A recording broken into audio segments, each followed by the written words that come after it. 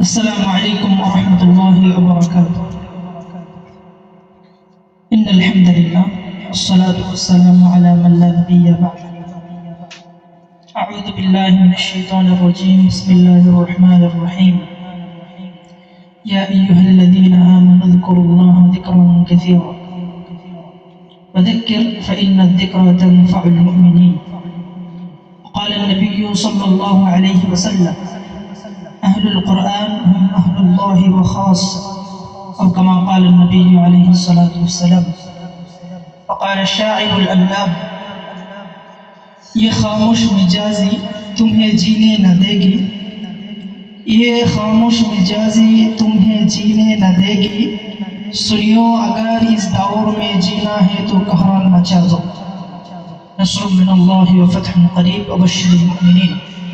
আল্লাহ জাল্লা জালালুহু আম্মা নাওয়াহুর দরবারে অসংখ্য অগণিত শুকরিয়া যে মহান রব্বে কারীম আমাদেরকে দ্বীনি এক পরিবেশে আসার তৌফিক দিয়েছেন। আমি অতি অল্প পরিসরে এই পরিবেশটা নিয়ে কিছু কথা বলতে চাই। ছোট্ট করে পড়েছি ভিন্ন এক কবির ভাষায়, ভিন্ন ভাষী এক কবির ভাষায়, এই যে আমাদের জীবন চলার পথ, চুপি সরে আমরা শুধু বিনয়ের সাথে চলেই যাচ্ছি। আমাদের এই চলাটা আমাদেরকে বাঁচতে দেবে না। যদি বাঁচতে হয় তো সব কিছুকেই নতুন করে ভাবতে হবে। সুনিও আগার ইস দৌর মে জিনা হে তো कहरान मचा दो। এই জমিনে যদি এখন বাঁচতে হয় তো নতুন করে আমাদেরকে কিছু করতে হবে। বলছি এ কথা কেন?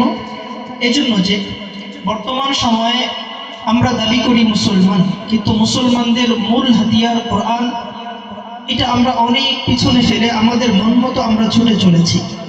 যার কারণে বিশেষত আমরা এবং আমাদের পরবর্তী প্রজন্ম, তারা আমরাই যে অবস্থায় আছি, আমাদের পরবর্তী প্রজন্ম আরো করুণ অবস্থায় পড়ে যাবে বলে শঙ্কা বোধ করা যাচ্ছে।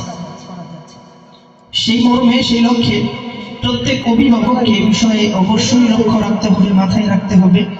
আমার কাছে যদি কেউ অন্য সন্তানের ভবিষ্যতের জন্য পরামর্শ চায়, আমি অবশ্যই কোরআন শিক্ষার পরামর্শ তাকে দেব, এবং আমার সন্তানের ভবিষ্যৎ নিয়েও আমি ভাববো। আমি ভাবছি সন্তানকে আমি এখন কিছুই বলবো না, আরেকটু বড় হোক এরপরে পড়াবো। এই মর্মে বলা হয় যে আমরা প্রত্যেকেই ভালো একটা দিনের সময়ের অপেক্ষায় থাকি। একটু মনোযোগ দিয়ে শুনবেন। আমরা একটা ভালো সময়ের অপেক্ষায় থাকি, কিন্তু পরবর্তীতে গিয়ে দেখা যায় আজকের দিন ভালো না, যেই দিন অপেক্ষায় ছিলাম ওই দিনগুলোই ভালো ছিল। ভাবলে সবাই একথা বুঝে আসবে, বাস্তবে এমনই হচ্ছে। আমরা ভালো দিনের অপেক্ষা করে বর্তমানের দিনগুলোকে নষ্ট করছি। মনে করি পরে গিয়ে করব, ভবিষ্যতে করব। আমাদের বর্তমানটা নষ্ট হলো, ভবিষ্যৎ পরবর্তী সময়ে গিয়ে অতীত নিয়ে টেনশন হয়। তাই খুব বেশি লক্ষ্য রাখা নিজের সন্তানদের প্রতি। নিজের সন্তানের ভুল, নিজের সন্তানের অপরাধ অন্য কাউকে কখনো বলতে যাব না।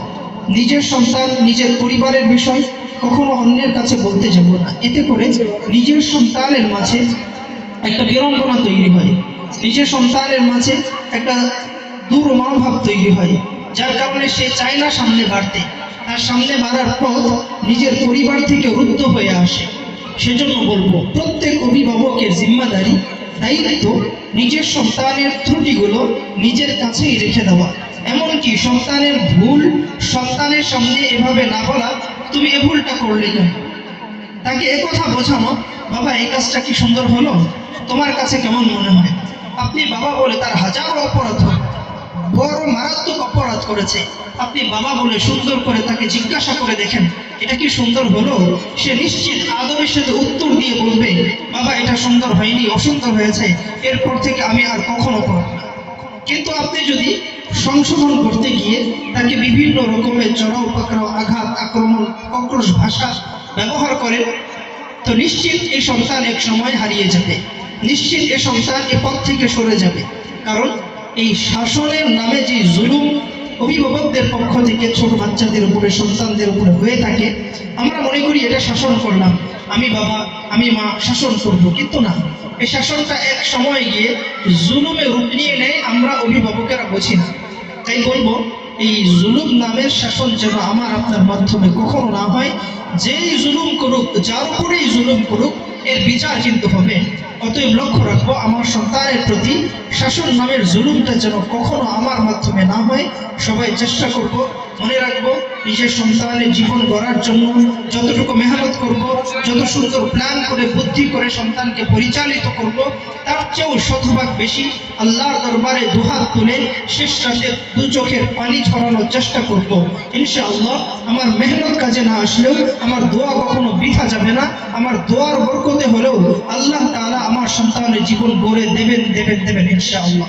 আল্লাহ আমাদের সবাইকে সঠিক বুঝে স্বীয় সন্তানদের, নিজেদের, আমাদের পরবর্তী প্রজন্ম, পরবর্তী ভবিষ্যৎ সন্তানদেরকে যোগ্য করে গড়ে তোলার যথাযথ মেহনত ও দোয়া করে যাওয়ার তৌফিক দান করেন। ওয়া মা আলাইনা ইল্লাল বালাগ। আসসালামু আলাইকুম ওয়া রাহমাতুল্লাহ।